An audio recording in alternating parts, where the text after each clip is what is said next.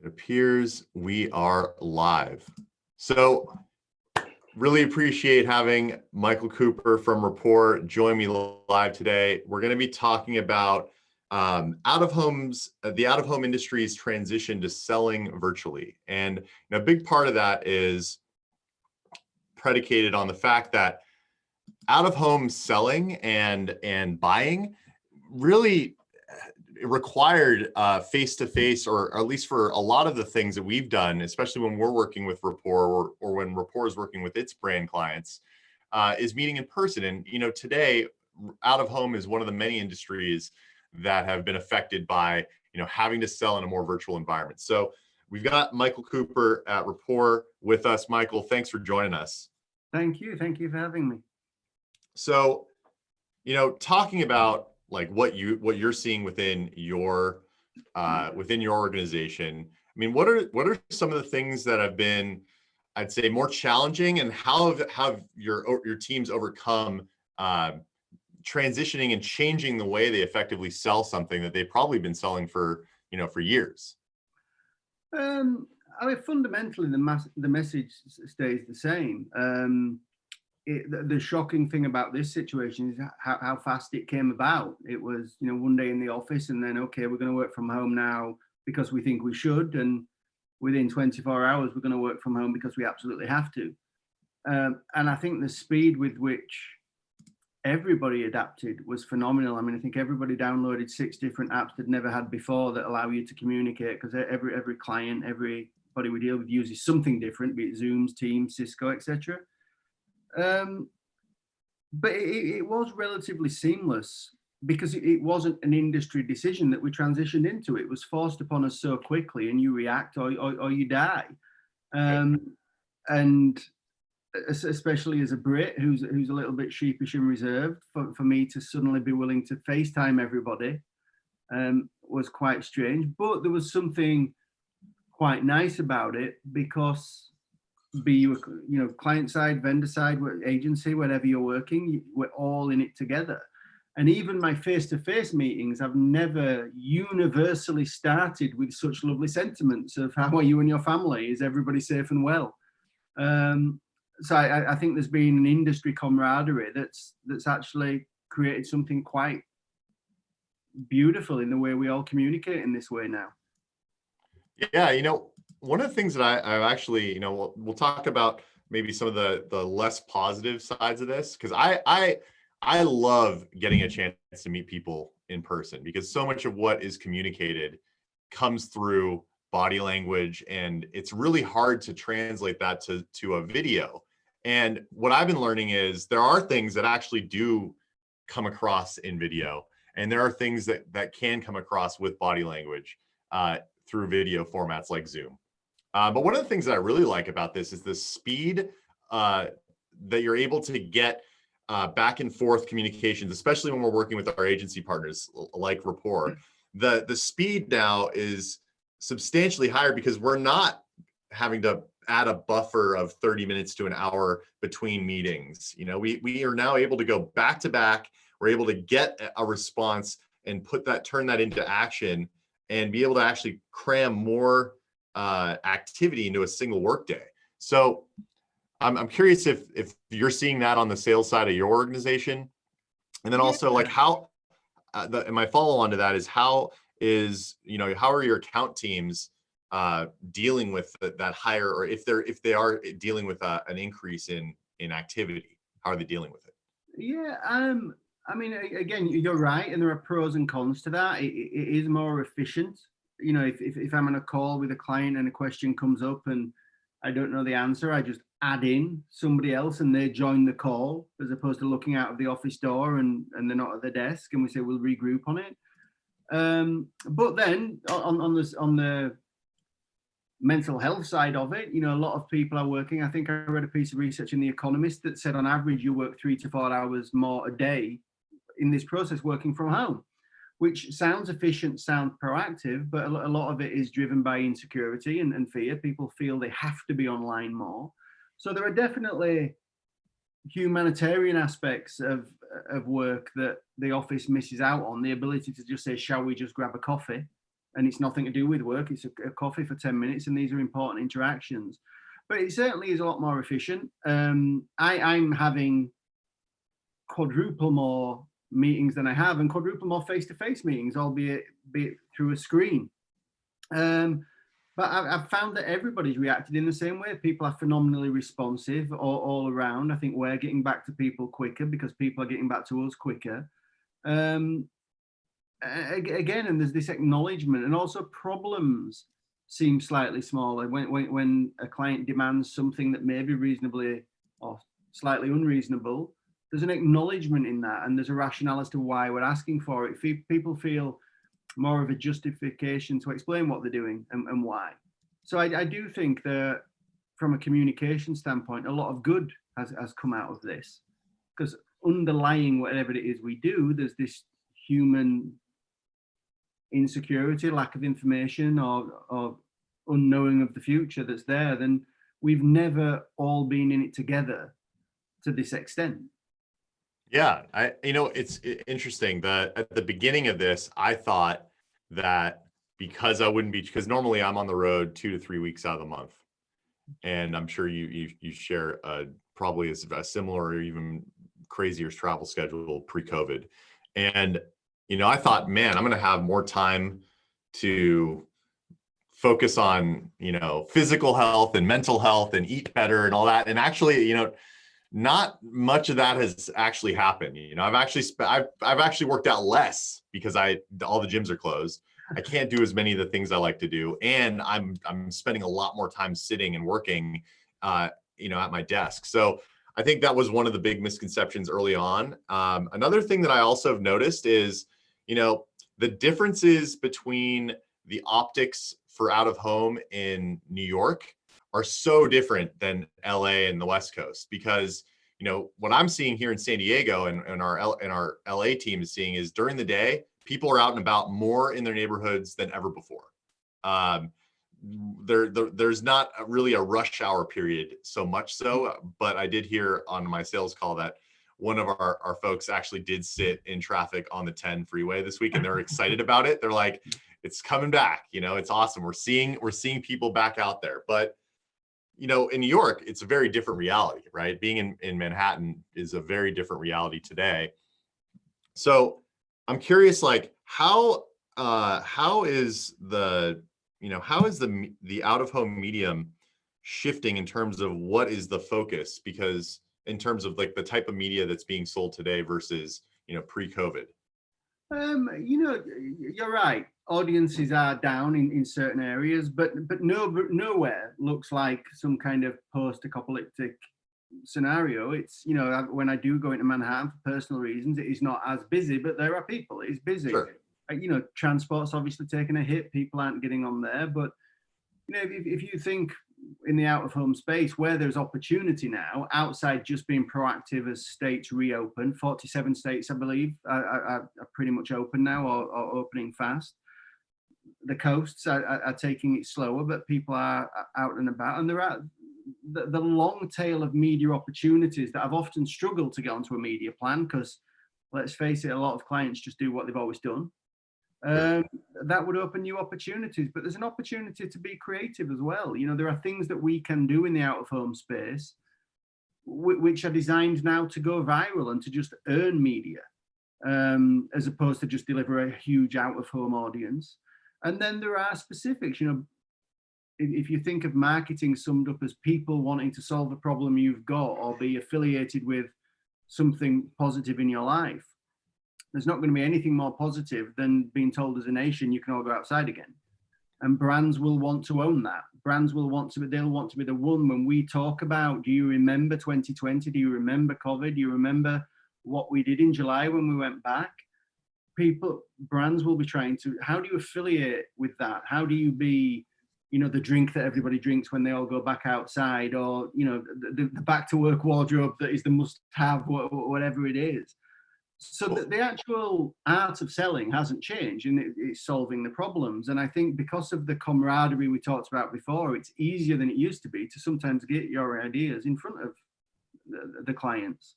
Yeah, I think you touched on two things that are really important to me and so topical here.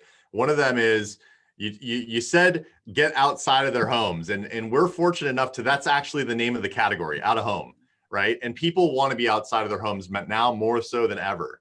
In Southern California, bike shops are having a hard time keeping inventory because people are going to bike because it's one of the only things you could legally do outside, and people are buying bikes and riding bikes more than ever.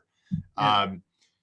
One of the other things that I'm also really, really excited about is, you're right, the brands that realize that this out of home inventory, especially the stuff that's really hyper local and in neighborhoods and where people actually are, it's so meaningful today because you could use it to create real impact and get people to remember, okay, there was a lot of negativity during that 2020 period of time, but I remember what brands were doing with the message. Because right now it's the brand's responsibility to be creative. If your brand purpose is purely profit, that's going to fall on deaf ears today. You need to have brand purpose, and out of home is such a great canvas for delivering purpose, especially in these neighborhoods and places where people actually are. Yeah, So well, I'm excited about that. And I'm also excited about the fact that out of home, since I got into it, we met when at the very beginnings of Rapify, and you've been an inspiration and a guide in many ways. And one of the things that was always kind of true up until this point is out of home is pretty much being sold the way it was always being sold. And today, that shift has happened. It's really hard to sell out of home the way you used to sell it. You have to have a solution. You have to craft a solution for your client with the different types of opportunities that exist in the out of home ecosystem. So, I'm really excited to hear that that's coming from the top down at Rapport. I guess my next question, and then we'll go into some Q&A coming through the live stream. My next question is, how do you anticipate, or how are you working with your team to keep out of home budgets in out of home? Because one of the big fears, I think, is the brand that folks are going to spend less on out of home because there's this preconceived notion that there's not as many people outside, and that budget's going to disappear and go somewhere else. I'm curious, what are your thoughts on that stigma? Well, I mean, in honesty, I'm not seeing it as a massive issue for us. We obviously Q2 hasn't been much fun, but we've found the majority of clients have deferred, moved cheatage over cancelling it, because everyone anticipates that the industry will come back, and ultimately we are out of home creatures. So I'm not, the only thing we don't know is what we don't know. And if something crazy happens and they say we're all locked down till January, it's back to the drawing board. I don't envisage that for a multitude of reasons, be it political, be it health, be it business, economy. So people will return. It will be different. Will a corporation continue to lease 50 floors of prime real estate in Manhattan, having got through this process? So targeting the audience local could easily have a resurgence. I live in a small village 15 miles north of Manhattan, just in Westchester. My little neighborhood's buzzing. Everyone's 10 feet apart and with a mask on, walking around, but they're out there, they're out and about. Manhattan is going to be a hotspot. LA is going to be a hotspot. So it may change, and clients may well ask the question, how has it affected my audience? And let's face it, we've spent years saying, why don't people buy more audience instead of just panels? And now clients have suddenly, albeit for possibly the wrong reasons, started asking that question. Should I be paying this much? My audience is down. And great, if that sets a precedent, and when audience goes back up, you pay more. But you don't just pay less for audience during these times and then happy days during the glory days. So, I don't really see budgets drifting massively from out of home. I don't think there will be this utopian Q3, Q4 that are so massive they'll delete Q2 completely, but there will be a return. I imagine 2021 will be a phenomenal year, and certainly all the forecasts from Magna and various other companies suggest it will. And it absolutely makes sense it will, because no one's ever cherished the prospect of something you took for granted for so long that was suddenly taken away from you. And I, for one, we're going through the logistical process of how do we repopulate our office now. I'd be there tomorrow. My boss said to me, okay, if we open the office, would you really want to get on the Metro North train? And I was like, fuck yeah, I'd be on it in an hour. I'm there. And we will see. Truth will see. It is a slower process. If I look at China, our office in Shanghai is a couple of months ahead of us. They all went back to the office, and for the first few weeks at 6:30, it was a ghost town because people went home, having been told it's petrifying to go outside for a long time. It took a while, and I think it's been 6 weeks. And on Friday, the team went out for a happy hour for the first time. They'd relaxed back into some form of normality, and the bars and the restaurants are starting to populate again. So it won't be you can all go back to work June 1 and suddenly it's like a scene out of an Elvis movie and people are dancing through Manhattan. It will be a slow process. Some people are more cautious than others, and I think companies, certainly our company, even when the office is open, returning will be optional, and we'll do it on a rotational basis. But I think we're probably looking at a Q4 that will at the very least replicate last year. I don't think, with what we know now, that Q4 will be down. Q3 quite possibly as well. But I can only base that on exactly what I know. It's such an unprecedented time. If a message comes out tomorrow saying, okay, no one can leave the house for another 6 months, it's back to the drawing board. I just do not envisage that happening. And if it does, I kind of stop worrying about silly things we do for a living and worry about my family. Yeah, and as you should. I think one of the things that we're seeing just week by week, last week was fundamentally different than the week before. And the type of activity that we're seeing in terms of pipeline growth, meetings, RFP responses, all that stuff is it's changing on a weekly basis. We also didn't see really any cancellations. If anything, it was just start dates that we're able to move around. And we're fortunate enough to have a medium that allows us to be flexible in that regard. And we're also one of the only out-of-home platforms that could capitalize on the delivery economy, because we have the ability to actually segment to delivery drivers nationally. So it's been, it's been interesting in that, like, before COVID, our main message to our agency partners and our brand partners was we were the largest rideshare advertising platform in the US. Today, that message has shifted because ride sharing's down, but a lot of these drivers, and many of them we can segment to, are delivery drivers. So now, like, we're able to capitalize on the fact that delivery drivers are in neighborhoods doing deliveries and can also deliver a multi-channel out-of-home plus digital message. So it's amazing how, like, when the landscape shifts and changes, it's interesting to see how product and voice and the industry changes to address the need of the brands and the agency clients that work on those platforms. It was a shameless plug, but you're absolutely right.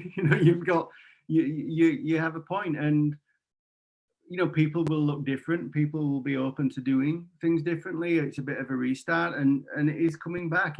Clients, major global clients that we have that were making a statement a month ago, we're going dark for the rest of the year. We don't know what's happening. We're going dark for the rest of the year. That was 2 weeks ago, and now they're briefing us for Q3, Q4. Right. So, a lot of people did panic right out there, but then the panic becomes more about, how do I get my business going again? I need to spend some money, and marketeers want to spend money. Yeah, and they have to, right? I mean, they have budgets. Those budgets, they don't want them to disappear. Yeah, absolutely. They want to put those to work, and it's also been really cool to see how brands have been leveraging their brand voice and their marketing dollars to create purpose. And I think we're seeing a lot more of that today, because now there have been brands that are leading by example. Fernando Machado at Burger King did some pretty amazing things, and I'll also leverage out of home and Zoom in a really, really unique way. So it's really cool as a marketer to see, like, how brands are doing all that stuff. So I want to be respectful of your time, and I want to make sure we get a few questions that have come through the live stream through. But is there anything, before we hop over to that, is there anything else that you want to share in terms of Q3, Q4 outlook? No, I think we have a massive opportunity. The speed of the recovery will be dictated slightly by the audience return, but really it'll be dictated by what we do and the advice and consultation we give to our brands. I think the biggest thing for me now is that when you look at brand loyalty and brand values, all of a sudden things like empathy and humanity and love have become massively important. And you've seen no greater example of that than the rebellion against personal brands, celebrity, and things like that. I think on BuzzFeed, it was the 30 most tone deaf things that celebrities have done when they're quarantining from their mansion by the pool and talking about how tough it is. And so celebrity brand is suffering, which is a great thing. But I think what we need to learn, the brands need to learn, is how you position yourself for brand loyalty with any sense of longevity. And what out of home can do is weave its way in and enhance your life in a way that no other medium can do. And the out of home space can be enhanced by out of home advertising. And I think most of the industry now are using various other words like disrupt and lauding disrupt as if it's a positive thing, and have been doing that for some time. But really, we've all just had our lives disrupted in such a phenomenal way, and it's not a good thing. But let's look at ways we can enhance people's lives as they come back. And if we teach brands that we're in a space we can do that, we should rock it out of this. Yeah, I totally agree. So we got some questions popping in here. In terms of like out-of-home agency landscape, so this is not necessarily related to or directly related to Rapport. One of the questions that popped in was, it seems like there's been a lot of consolidation in the space. Do you think COVID is providing opportunities for some of these larger entities to be able to scoop up other agencies, or do you think those were in the works long before? No, I think there were. I mean, I don't think there's been masses of consolidation in our business. I know a few people have picked up smaller competitors and things like that.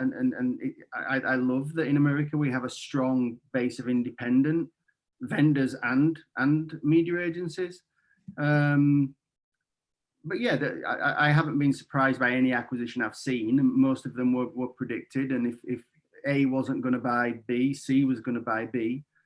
But I don't think it's been driven by COVID. And there's the possibility that if somebody really, really struggles through this period and they become a more affordable asset, but you have to be very tentative making a media agency acquisition, because essentially you're buying a client list.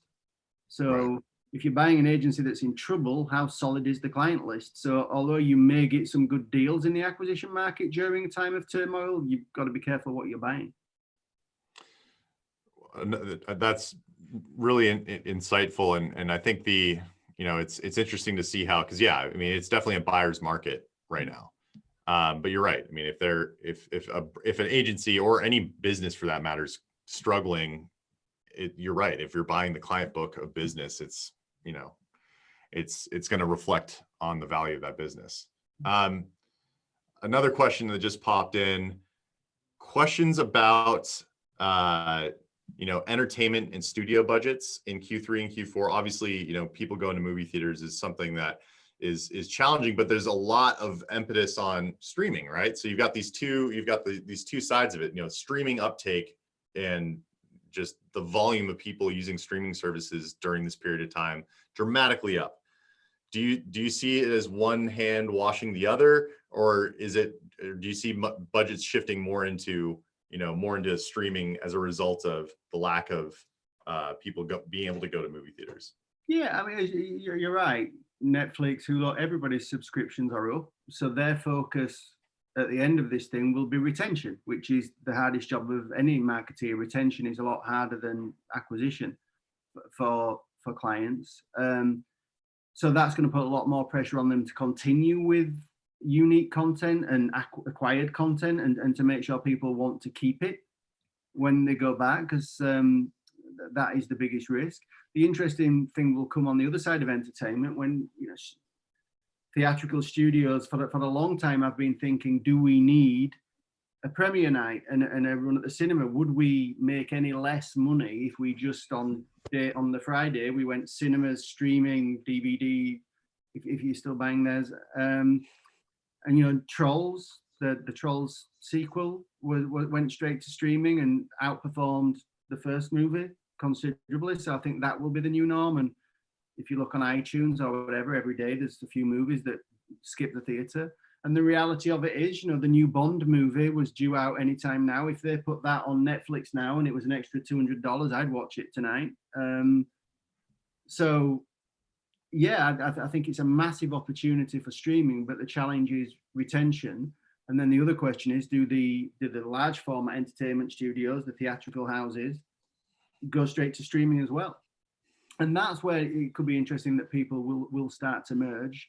I mean, Disney's an interesting model because, yeah, they're streaming. Disney Plus thing's gone crazy, but then Disney own cruise ships and theme parks that are all empty. So they've got a kind of bizarre, I can't even imagine trying to manage the metrics of one side of your business doing that, and does that compensate for the other?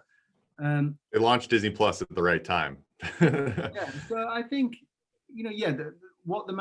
I can guarantee that every marketing department that sits behind a streaming service at the moment is running around, how do we create retention when this has gone?